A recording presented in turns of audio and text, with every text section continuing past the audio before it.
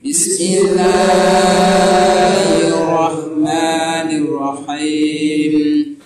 Kalau bolak-balik matur di berbagai kesempatan. Kalau ada orang hanya kembali ke Quran itu memang bahaya sekali. Bayangkan kalau ada orang misalnya hanya mengharamkan al-jam'u bainal ukhtain, karena itu yang disebut Quran wa antasma'u bainal ukhtain.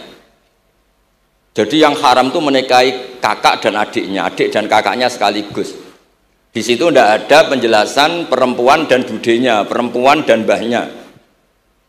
Kemudian kalau hanya kembali ke Quran, nanti kita hanya mengharamkan al-jam'u bainal ukhtain, karena itu yang disebut Al-Quran.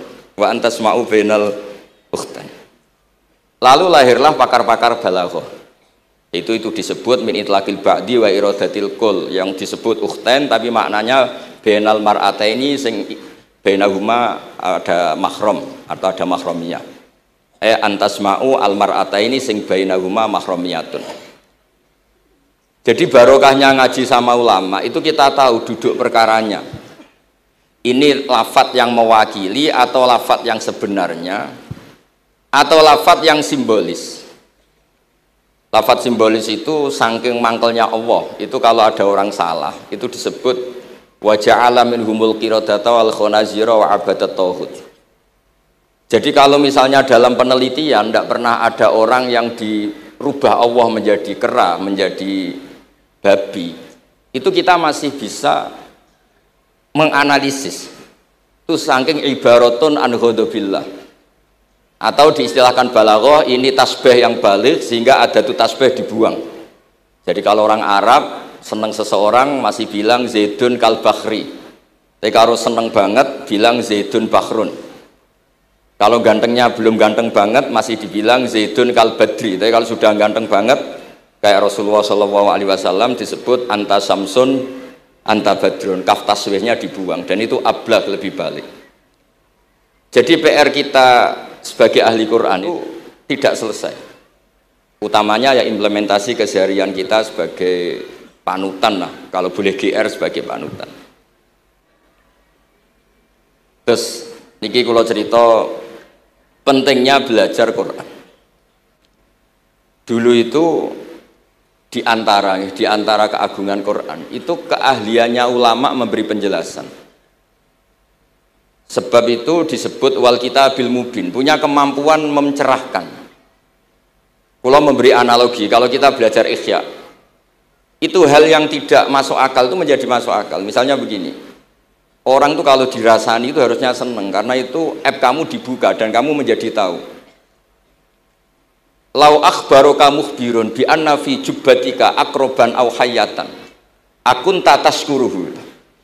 Kalau ada orang memberitahu saya bahwa di baju kamu ada kalajengking atau ada ular berbisa, kira-kira saya matur nuwun apa enggak? Harusnya matur nuwun karena itu bahaya sekali kalau ada di tubuh saya. Harusnya ketika orang itu dikritik dengan kesalahan yang nyata, bukan fitnah, kesalahan yang nyata. Kesalahan Anda itu lebih mudirrah fi dunyaka wa akhiratik. Kesalahan Anda itu bahaya sekali di dunia dan akhirat. Sekarang kamu menjadi tahu karena dikasih tahu. Harusnya matur nuwun sama yang ngasih tahu. Kama anna huzati lau akhbaraka mukhbirun fi anna fi jubbatika hayatan akroban akun tataskuru. Pasti kita terima kasih. Tapi kita sebagai hafid Quran kalau disuruh belajar fikih, wong aku mondok kon ngapal lo kok belajar fikih. Kadang-kadang malah saking kaconya itu.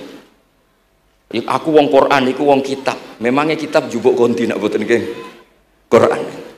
Jadi masalah-masalah yang saya sering dikelui beberapa kiai termasuk Gus Kafabi Lirboyo pernah cerita, saking nggak pernah ngajinya, ada orang takut mutah karena hamil pas sholat ngunyah permen. Nggak tahu kalau itu membatalkan apa? Sholat.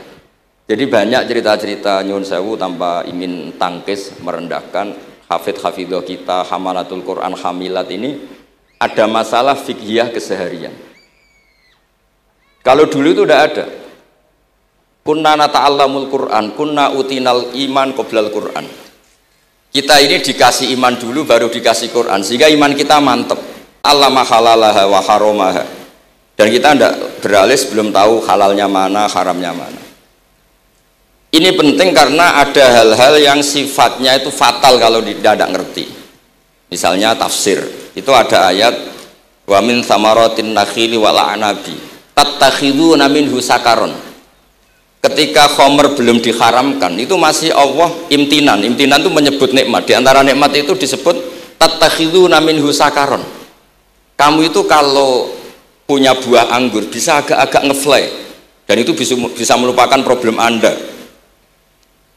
Kemudian ketika perang itu orang Islam itu sadar, yang orang kafir itu agak sakau, agak sakaron, kalah dia pede, yang orang Islam nggak pede karena sadar.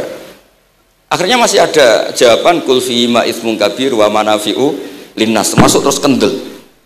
Akhirnya ya sama-sama agak ngefly, sebagian ya tidak semuanya. Sehingga haramnya khamr itu sampai 3 kali periode. Nah, pernah haram hanya kalau mendekati sholat, la taqrabus sholat wa antum sukaro. Tapi kalau mau sholat duhur ya nyakonya itu jam 7, jangan setengah 12, nanti masih kuliah ayyuhal kafirun a'budu ma ta'budun wa antum abiduna ma abud. Karena peristiwa itu baru terakhir diharamkan tanpa catatan. Nah, hal-hal seperti ini misalnya saya ini Mbah Mus sering ngendikan, Pak Kures juga sering ngendikan, saya tidak percaya terjemah, kata Mbah Mus.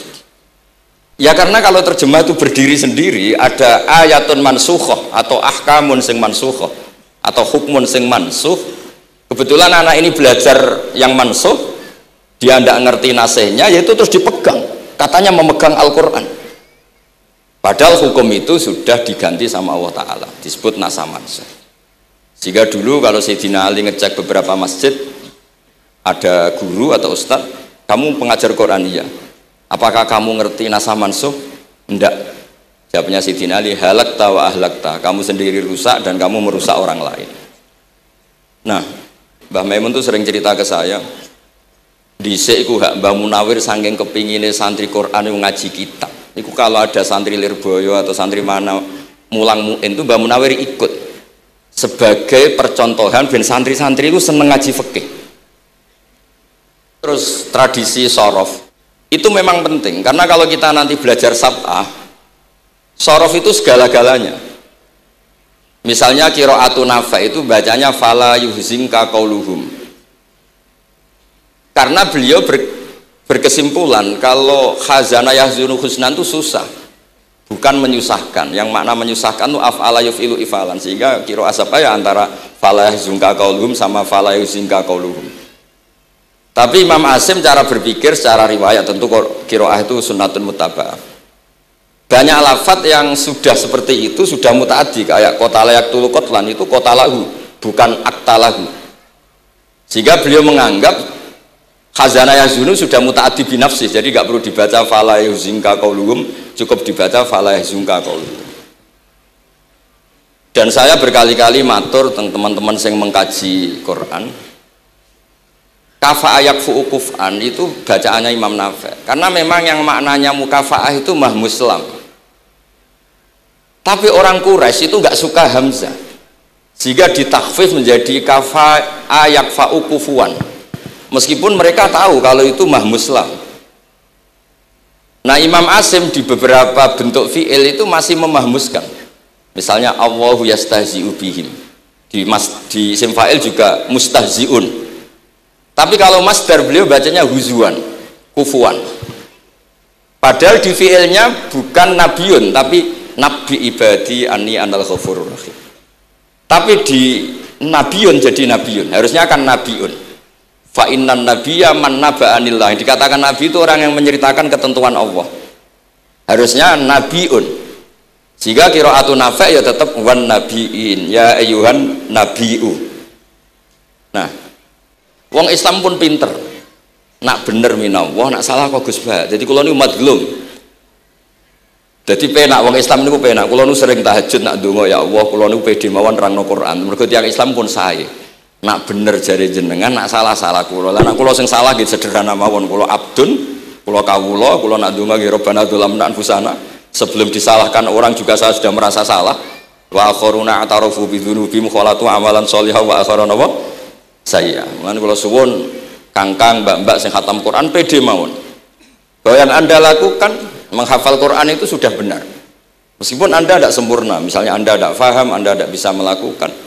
Hifdzu kalil Quran huwa al-hifdzullah. Kamu menghafalkan Quran itu sudah menjaga lafaz-lafaz Quran. Sehingga lafadz Quran tetap mutawatir, lafadz Quran tetap ma'ruf, tetap masyhur, sehingga ketika ada yang memasukkan Quran konangan. Tapi kalau yang hafid sedikit, lam yablugh adadat tawatur, takutnya kalau ada yang menyalah, ada yang apa, itu tidak diketahui. Di barokahnya hamalatul Quran sing aksar wa aksar, itu kita terjaga. Nah, itu yang dimaksud Mbah Mus, Quran itu harus jadi budaya. Ning desa itu wong ra salat lah. Dengar ada warung ayamnya tiren nggak disembelih itu tidak mau makan, haram. Padahal dia rasolat itu lebih dari haram. Tapi itu nggak mau makan ayam tiren. Nggak sholat disuruh makan babi ya nggak mau, haram.